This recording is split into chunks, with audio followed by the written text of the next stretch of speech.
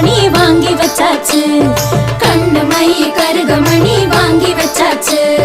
கோலமிட்டாச்சு, வாசலில் கோலமிட்டாச்சு. பூசணி பூ நடுவில் வச்சு அலங்கரிச்சாச்சு. பூசணி பூ நடுவில் வச்சு அலங்கரிச்சாச்சு. பொங்கலோ பொங்கல், பொங்கலோ பொங்கல்.